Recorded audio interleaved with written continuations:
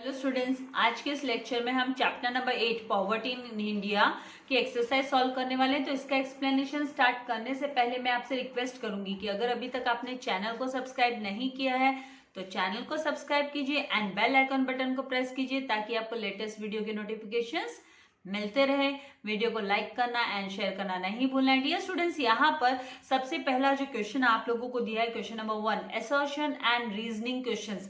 जैसे कि मैंने आपको पहले भी बताया है कि असर्शन का मतलब होता है कि स्टेटमेंट। ये जो पहला जो स्टेटमेंट दिया रहता है, सेंटेंस दिया रहता है, वो स्टेटमेंट है एंड जो सेकेंड सेंटेंस है वो रीजन है। तो आपको ये है ना रीड करना है दोनों भी स्टेटमेंट्स को, और उसकी स्टेटमेंट को रीड करने के बाद में जो आपको ऑप्शंस दिए हुए हैं, तो कौन सा स्टेटमेंट मतलब जो असर्शन है वो सही है या गलत है, या फिर आपका रीजन सही है या गलत है, या फिर दोनों भी सही है और रीजन है वो करेक्ट एक्सप्लेनेशन है आपके असर्शन का, या फिर दोनों भी सही है लेकिन आपका रीजन है वो सही नहीं है आपके एक्सप्लेनेशन को लेकर। तो उसके हिसाब से आपको है ना ऑप्शन को चूज करना है। तो सबसे पहला जो स्टेटमेंट मतलब असर्शन जो आपको दिया है असर्शन, तो यहाँ पर poverty level declines with the rise in agricultural output. तो एग्रीकल्चरल आउटपुट जब इंक्रीज होता है तो है ना, इसका मतलब कि जो पॉवर्टी है मतलब गरीबी का जो स्तर है, गरीबी का स्तर है वो गिरता है। डिक्लाइंस मतलब वो गिरता है, कम होता है। तो ये बात तो सच है कि अगर एग्रीकल्चरल आउटपुट मतलब है ना अनाज ज्यादा पैदावार हो रही है तो मतलब भूखमरी है ना वो कम होगी, राइट। तो गरीबी कम होगी, तो ये तो सही है, मतलब आपका ए तो ट्रू है। अब है ना हम आर पर आते हैं, रीजनिंग पर, कि भाई रीजनिंग जो दिया हुआ है वो सही है या गलत है। अभी एग्रीकल्चरल इनकम्स हैव डिक्लाइंड, जो एग्रीकल्चर से जो इनकम रिसीव होती है वो कम हो गई है, डिक्लाइन हो गई है ड्यू टू वाइड फ्लक्चुएशंस। किसके कारण, किसके वजह से कम हो गए, तो फ्लक्चुएशंस की वजह से। कौन से फ्लक्चुएशंस, तो इन क्लाइमेटिक कंडीशंस, जो क्लाइमेटिक कंडीशंस है उनमें जो उतार चढ़ाव है, जो फ्लक्चुएशंस है, अप्स एंड डाउन है, उसके वजह से है ना एग्रीकल्चरल इनकम है ना वो डिक्लाइन हो गई है, कम हो गई है। तो ये क्लाइमेटिक कंडीशंस कौन से हुए, जैसे बिना रुत की बारिश आ जाना, जैसे कि है ना वर्षा ऋतु का की सीजन जो होती है वो जुलाई अगस्त सितंबर जो है, तो उसके बजाय वो बारिश है ना दिसंबर में आ रही है, तो अनियन की फसल खराब हो गई और कई फसलें हैं वो खराब हो जाती है। तो इसका मतलब है ना जो फ्लक्चुएशंस है जो क्लाइमेटिक कंडीशंस में, उसके वजह से जो एग्रीकल्चरल इनकम है वो क्या हो रही है, कम हो रही है। तो ये बात भी सही है। तो मतलब ये दोनों भी है ना स्टेटमेंट, तो ये जो दोनों भी दिया हुआ है असर्शन एंड रीजनिंग, ये जो पर्टिकुलर स्टेटमेंट है वो तो सही है, लेकिन ये जो रीजन कर हम बोलेंगे कि भाई असर्शन के लिए मतलब जो पहला हमारा स्टेटमेंट है उसके लिए ये क्या सेकंड स्टेटमेंट उसका सही रीजन है क्या, तो वो बात है ना यहाँ पर हजम नहीं होती है। इसीलिए हमको फोर्थ ऑप्शन सिलेक्ट करना होगा कि both A and R are true. A statement and R statement वो दोनों भी सही स्टेटमेंट है, लेकिन but R is not the correct explanation. लेकिन आर जो है वो करेक्ट एक्सप्लेनेशन नहीं है ए का सही एक्सप्लेनेशन नहीं है आर, मतलब ये रीजन जो है वो ए के लिए सही रीजन नहीं है। तो इस तरीके से आपको ये जो ऑप्शन नंबर 4 है ये आपका सही आंसर होगा। नाउ सेकेंड यहाँ पर दिया हुआ है कि असर्शन मतलब ए, जहां पर अर्बन पॉवर्टी जो शहरों में जो गरीबी है is attributed mainly to spill over. तो ये एट्रीब्यूटेड मतलब कॉज्ड, ये किसकी वजह से हुई है, तो ये मेनली है ना spill over effects of migration among rural poor. मतलब गांव में रहने वाले जो गरीब लोग हैं वो शहरों की तरफ आ रहे हैं, माइग्रेशन मतलब वो शहरों में आकर बसने देख रहे हैं, वो माइग्रेट हो रहे, फैल रहे हैं, वहां पर स्प्रेड हो रहे हैं, शहरों में आ रहे हैं। तो उसके वजह से है ना जो शहरों में गरीबी है वो बढ़ रही है। वो शहरों में गरीबी का कारण क्या है, migration among the rural poor. तो ये बात सच है कि हाँ गांव से आने वाले गरीब जो माइग्रेट करते हैं शहरों में, तो शहरों में भी गरीबी की दर है ना वो बढ़ जाती है। नाउ रीजनिंग में यहाँ पर स्टेटमेंट में दिया है कि पुअर रूरल इंफ्रास्ट्रक्चर, मतलब है ना गांव में जो है ना इंफ्रास्ट्रक्चर फैसिलिटीज है वो है ना अच्छी नहीं है, वो पुअर है, वो उसकी क्वालिटी मतलब वो सही इंफ्रास्ट्रक्चर फैसिलिटीज वहां पे अवेलेबल नहीं है। लैक ऑफ ऑल्टरनेटिव जॉब्स, वहां पर है ना जॉब भी है ना अवेलेबल नहीं है प्रॉपर। तो गांव में हमको पता है, हमने है ना जो चैप्टर नंबर यहाँ पर चैप्टर नंबर हमने 7 स्टडी किया एंड हमने एग्रीकल्चर वाला जो चैप्टर नंबर 5 हमने स्टडी किया, तो उसके हिसाब से है ना अनएम्प्लॉयड गांव में लोग है ना अनएम्प्लॉयड हो जाते हैं सीजनल, जब सीजन ऑफ रहती है, ऑफ सीजन में, क्योंकि है ना गांव में रहने वाले ज्यादा एग्रीकल्चरल एक्टिविटीज हो गए, फिशरी वगैरह इन पे डिपेंडेंट होते हैं, तो वहां पर है ना ऑल्टरनेटिव जॉब्स अवेलेबल नहीं होते हैं, जिसके कारण उसकी वजह से रिजल्ट्स इन फोर्स्ड माइग्रेशन, उसकी वजह से उनको है ना माइग्रेट करना पड़ता है, शहरों की तरफ भागना पड़ता है।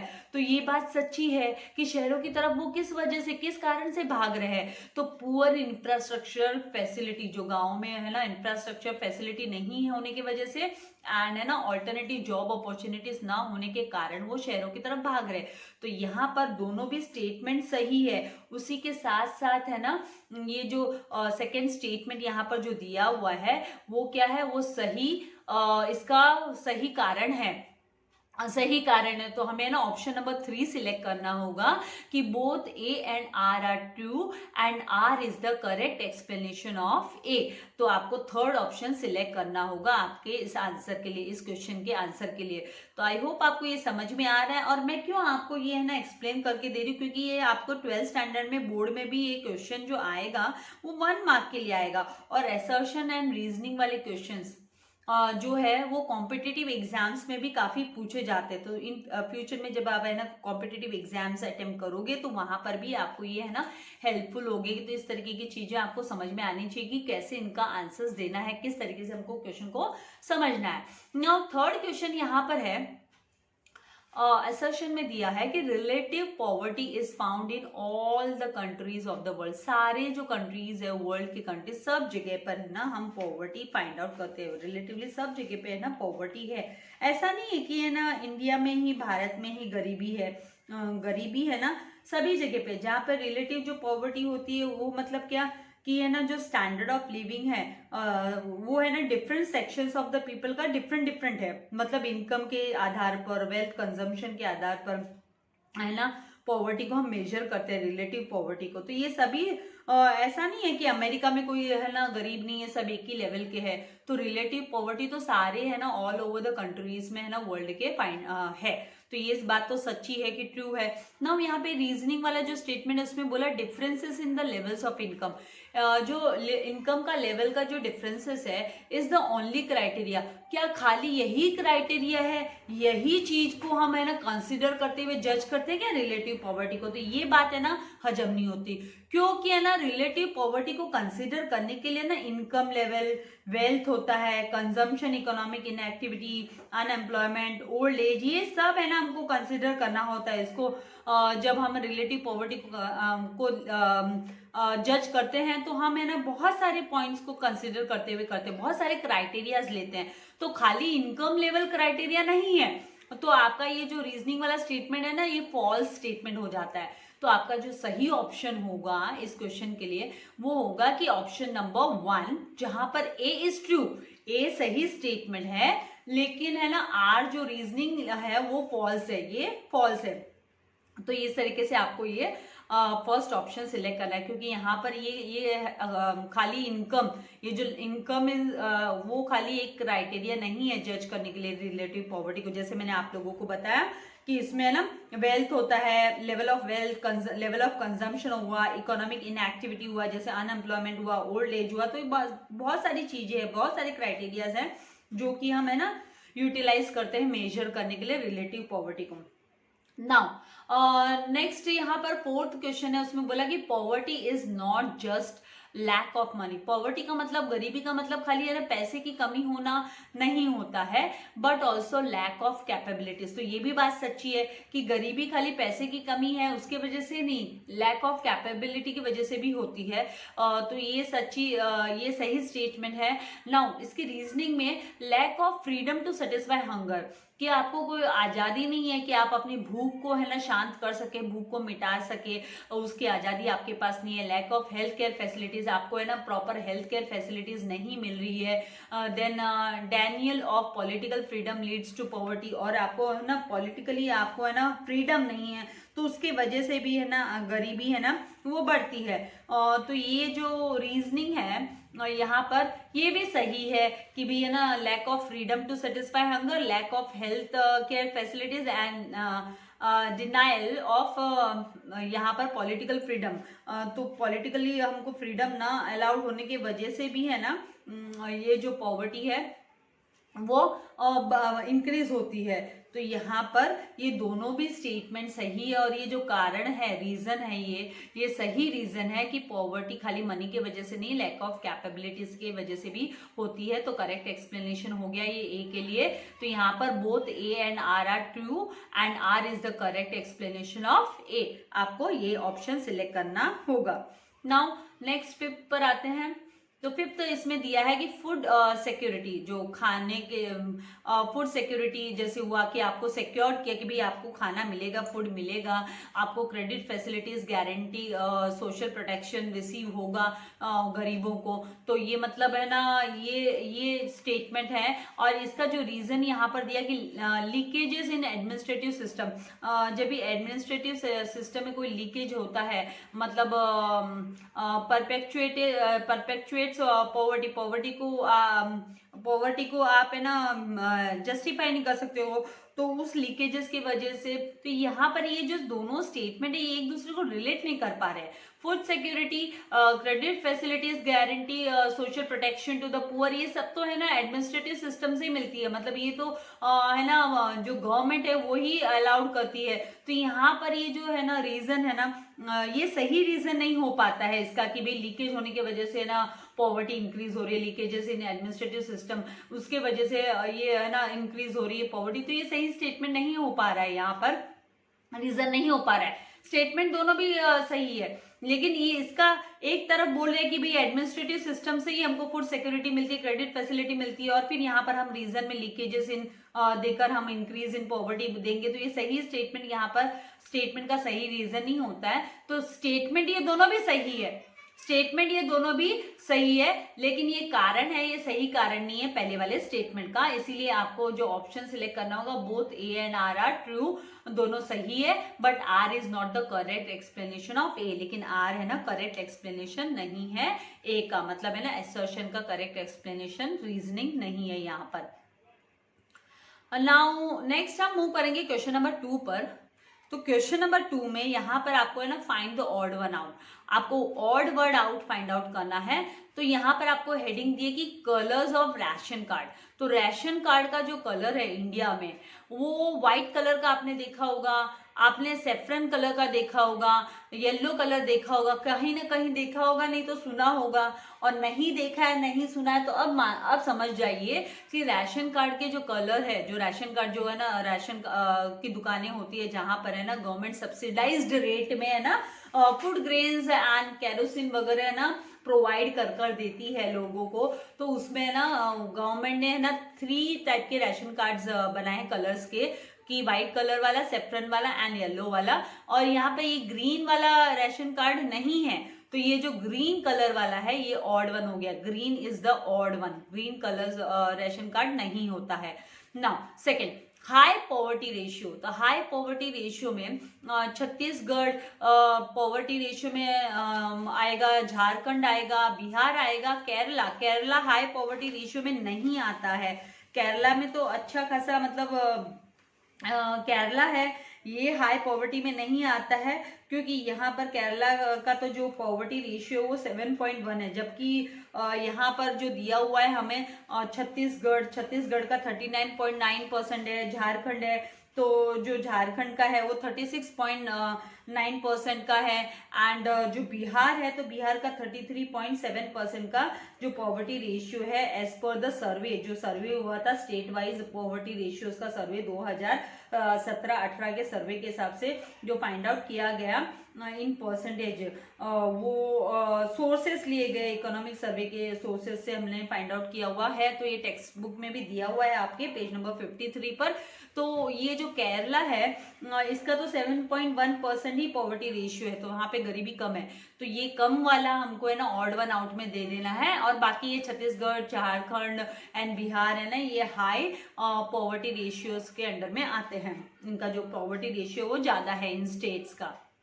नाउ कैलोरीज को लेकर हम बात करें तो 2400, 1800 एंड यहाँ पर ये जो 2100 एंड 2200 एंड 250, तो यहाँ पर जो कैलोरीज है, जो कैलोरीज मतलब पर कैलोरीज एक फूड से मिलनी चाहिए, रिसीव होनी चाहिए, तो उसमें 1800 कहीं पर भी दिया गया नहीं है जो सही कैलोरीज रिसीव होनी चाहिए। तो उसमें कैलोरीज का जो ये 1800 है वो ऑड वन आउट में आ जाएगा। इसको ऑड वन आउट में, जो एब्सोल्यूट पॉवर्टी को फाइंड आउट करने के लिए, जब एब्सोल्यूट पॉवर्टी को हम मेजर करते हैं मिनिमम कैलोरी के इनटेक के हिसाब से, मिनिमम कैलोरी इनटेक के हिसाब से, तो जो रूरल एरिया में है वहां पर 2400 की कैलोरीज होनी चाहिए। वहां के में रहने वाले लोगों का जो पर डे का, जो पर कैपिटा डेली का जो कैलोरी है वो रिक्वायरमेंट के हिसाब से 2400 होना चाहिए। एंड अर्बन उसमें है ना 2100 के कैलोरीज होनी चाहिए।